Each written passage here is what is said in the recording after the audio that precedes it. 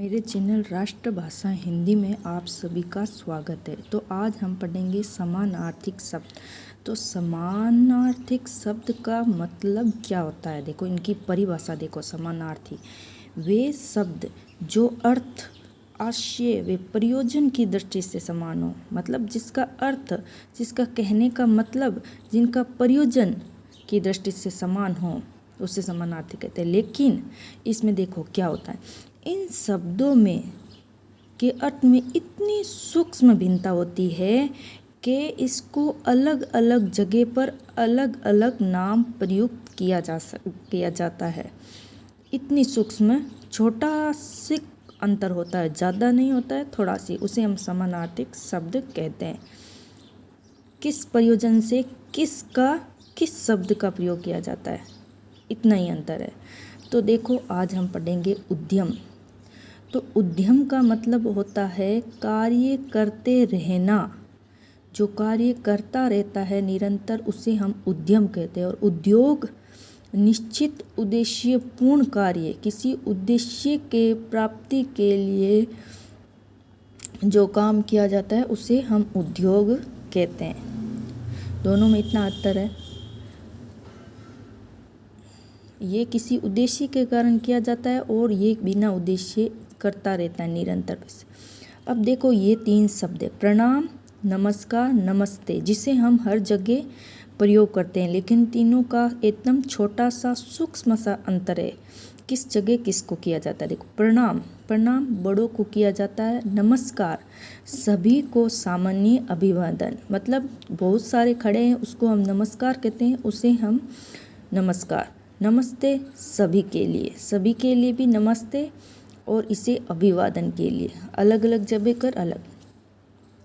तो ग्रंथ किसे कहते हैं, देख महत्वपूर्ण पुस्तकें जिसे ग्रंथ कहते हैं, पुस्तक जिसे सामान्य पुस्तक। ग्रंथ महत्वपूर्ण, जिनमें कुछ ऐसा लिखा हुआ होता है जिससे हमें ज्ञान की प्राप्ति होती है। ग्रंथ तो आपको पता ही है कौन से होते हैं, पुस्तकें तो नॉर्मल जो हम स्कूलों में पढ़ते ही हैं। छाया और परछाई, देखो छाया और परछाई भी एक इतना मस्त अच्छा शब्द है।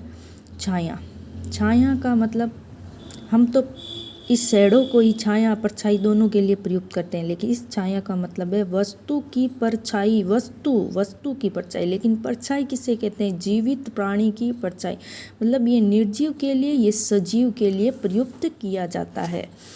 और तालिका और सूची में देखो अंतर। तालिका नाम व संख्या सहित जो सूची होती है उसे तालिका कहते हैं। और सूची किसे कहते हैं, विस्तार के साथ तैयार की गई सूची, उसे सूची। अर्चना और पूजा, इनका भी मतलब देखो, पूजा की सामग्री सहित देवों की जो सेवा की जाती है उसे अर्चना कहते हैं। पूजा भाव भक्ति से जो पूर्ण देव सेवा की जाती है उसे पूजा कहते हैं। नाप और माप, मीटर आदि नाप कहलाते हैं, और बर्तन से नापना माप कहलाता है। जब बर्तनों से हम किलो को ऐसे बोलते हैं कि 1 kg मुझे चीनी दो, तो हम किसी 1 kg बर्तन से नाप कर जो देते हैं उसे माप कहा जाता है, और मीटर से जो नापा जाता है उसे नाप कहते हैं। निंद्रा और तंद्रा, सो जाने की अवस्था, जो सो गया उसे निंद्रा। तंद्रा ऊँघना या मुर्दा जैसी स्थिति, ना वो सोता है ना वो उठा हुआ होता है, उसे तंद्रा कहते हैं। निधन और मृत्यु, इसे भी हम एक ही जगह प्रयुक्त कहते हैं, लेकिन दोनों में अंतर है। क्या, सम्मानित लोगों की मृत्यु, जो सम्मान किए हुए हैं, जिन्हें सम्मानित किया उसे निधन होता है, और मृत्यु जो मरा हुआ होता है उसे मृत्यु कहते हैं। निरक्षर और अशिक्षित, इसमें भी देखो कितना अंतर है। निरक्षर यानी जिसे अक्षर का ज्ञान ही नहीं हो, वो कभी के और ए के मतलब को भी जानता नहीं हो, उसे निरक्षर कहते हैं।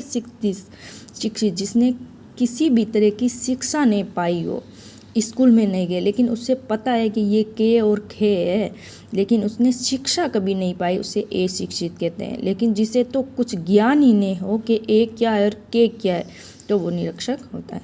परामर्श और मंत्रा, जो सामान्य सलाह देते हैं, आता जाता हुआ हमें किसी प्रकार की जो सलाह देता है उसे परामर्श कहते हैं। मंत्रणा यानी गुप्त सलाह, मतलब कोई गुप्त की गई सलाह को मंत्रणा कहते हैं।